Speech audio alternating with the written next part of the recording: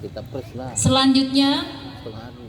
kami panggilkan NPP 012. Siang nggak gantung kali, kok takutnya pagi setengah hari NPP siang 012. siang dia tiapnya terus sore malam dia lagi nggak mari jadi hakim. Mohon konsepnya diantar ke meja dewan juri. Biar dia nggak lama kali nunggu hakim. Sekalian NPP 014 konsep juga diantar ke meja dewan juri. Berarti pagi di sana nggak ada. Berarti yang ada sini sama musola itu ada situ. Besok pagi nggak ada. Jadi itu mesinnya aja Pak. Sama yang di apa? Nah, betulnya kan. Jadi besok senaknya nggak. Dua dia nanti tapi besok pagi nggak masuk semua kan? Enggak lah. Ya ini apa? Ya kan? Berarti besok dia tuh dua si Ali sama Pak Adi. Tambah operasional ya Bambang sama empat orang, dua orang, berempat. Oh di sini ada operasional. Ini Bambang di sana. Kami panggilkan NPP 012 menyampaikan syarahan dengan judul Konsep Al-Quran dalam Menyikapi Hoax. Dipersilakan. Mereka ke sana ya.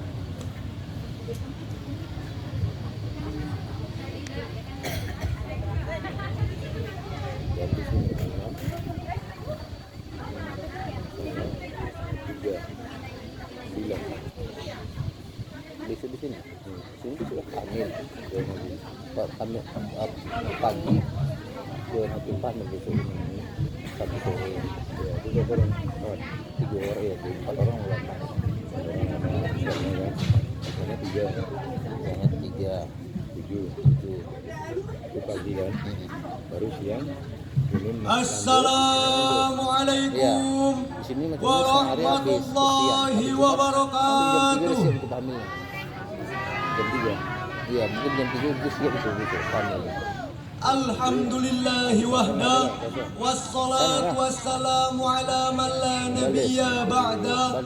Allahumma salli wa sallim ala sayyidina Muhammadin wa ala alihi wa sahbihi wa mawala.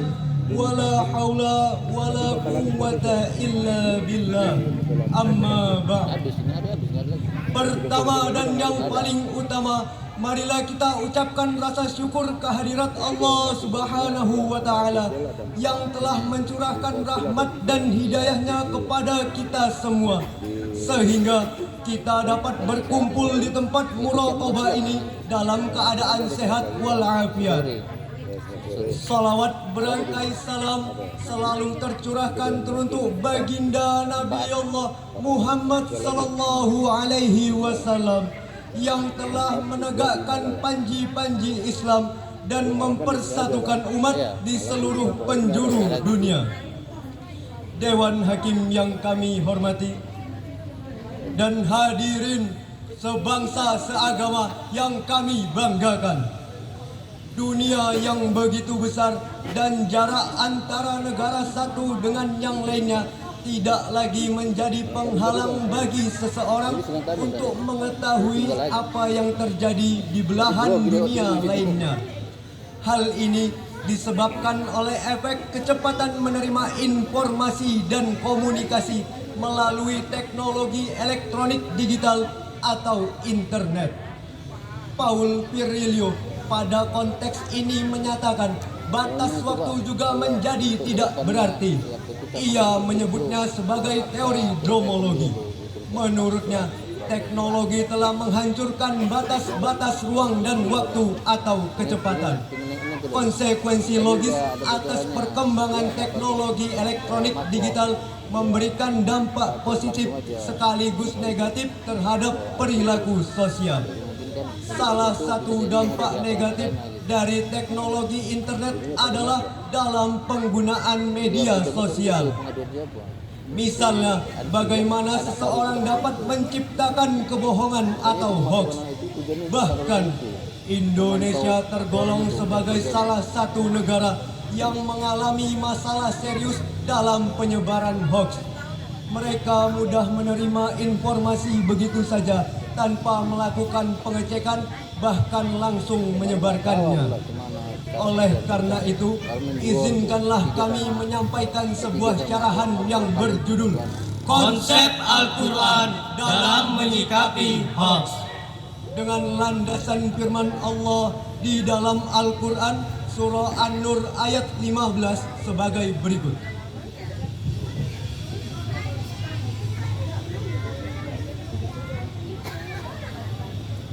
A'udzu billahi minasy syaithanir rajim. Itu 4 desa. Tapi macamnya enggak 8 huruf itu. Bismillahirrahmanirrahim. 6 grup. Setengah jam. Talaqawnahu bi'alsinatikum wa taquluna bi'afwahikum wa taquluna bi'afwahikum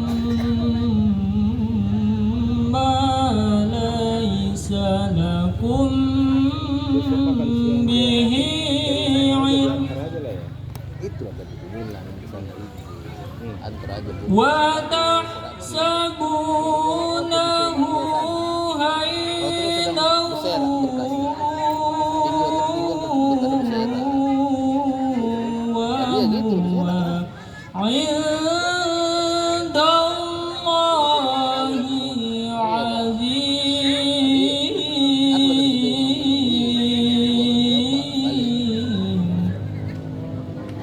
Aku berlindung kepada Allah dari godaan syaitan yang terkutuk Tentang tinggi apa jadi kan? dengan menyebut nama Allah yang Maha Pengasih lagi Maha Penyayang.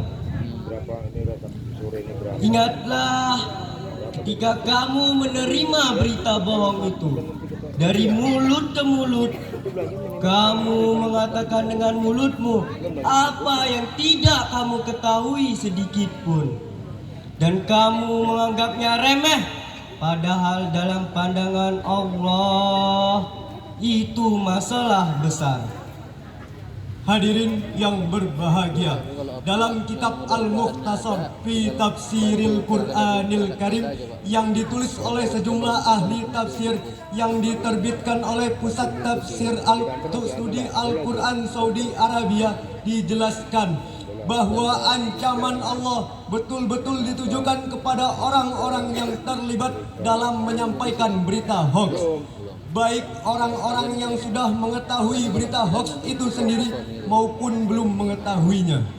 Istilah ini jika dianalogikan pada zaman sekarang berarti orang-orang yang ikut men-share berita-berita heboh yang belum tentu kebenarannya, bahkan tahu kevalidan atau tidak. Apabila seseorang ikut dalam menyampaikan berita hoax, maka ia juga patut mendapatkan ancaman azab Allah. Karena walaupun perkara itu terlihat remeh, tapi Allah menganggap perkara itu besar. Karena perkara ini sangat berkaitan dengan menghancurkan keharmonisan hubungan sesama umat Islam. Selain itu, hadirin, Al-Quran juga memberikan penjelasan kepada umat manusia untuk selalu berkata benar, terlebih dalam menyampaikan sebuah berita.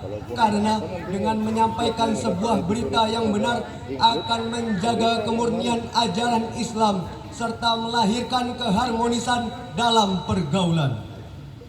Orang-orang yang beriman kepada Allah tidak akan berdusta, karena Islam jelas mengajarkan untuk menyampaikan kebenaran baik dari pribadi maupun kelompok atau organisasi.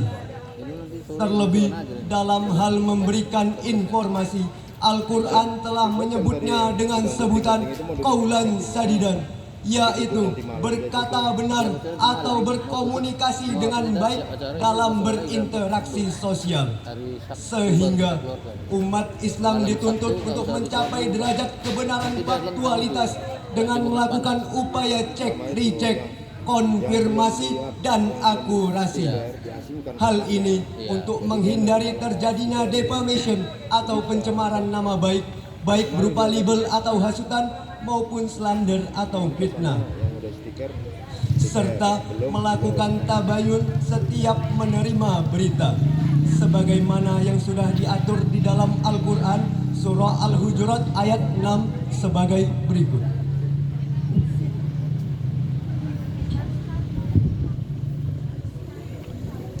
Ya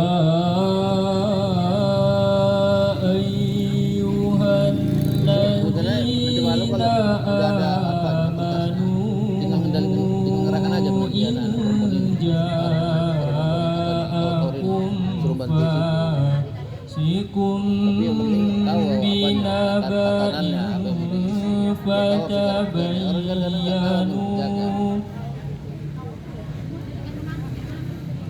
fatabayyanu